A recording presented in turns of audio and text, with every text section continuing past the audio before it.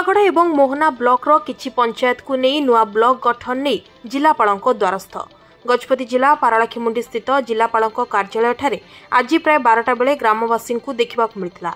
नुआगढ़ एवं मोहना ब्लॉक प्राय 10टा ग्राम पंचायत को नहीं नुआ ब्लॉक गठन करने उद्देश्य आज उक्त पंचायत गुड़िकर नेता एवं ग्रामवासी माने जिलापाल को भेटी एक दाबीपत्र प्रदान करथिले। वर्तमान ग्रामवासी माने 2 ब्लॉक कार्यालय को जीवा कष्ट हेउथिबा बेले बहु उन्नतिमूलक कार्यगुड़िक विलंब हेउथिबा अभियोग होईछि।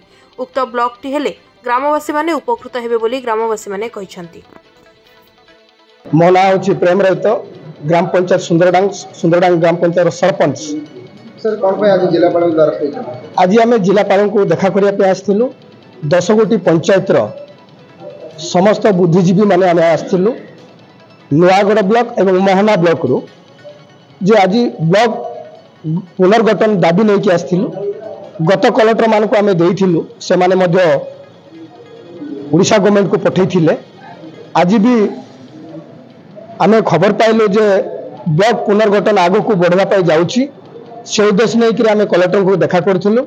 कलेक्टर को आम दाबीपत्र आम देलु। कलेक्टर कहले से अंचल में मुझे देखी से अंचल बहुत डिफिकल्ट अंचल यही स्थिति आमको बुझे आम भी दाबी रखी घाटी पहाड़ गमन विद्युत टेलीफोन विभिन्न विभाग समस्या सम्मुखीन पड़ुछि। से सुंदरडांग हेडक्वार्टर ठारू आम को जदि नुआगढ़ ब्लॉक को जीवा हेले 70 किलोमीटर दूरता पड़ुछि।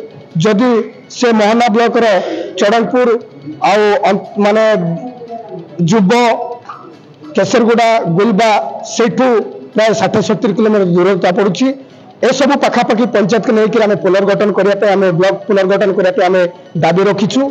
समस्त सरकारी प्रशासन को आम दाबी रखीचु जे अंचल किभली भाव से गोटे नूतन ब्लॉक सृष्टि हेब अंचलवासी किभली भाव विकास आगे को बढ़े एथि कलेक्टर को दाबी रखीचु।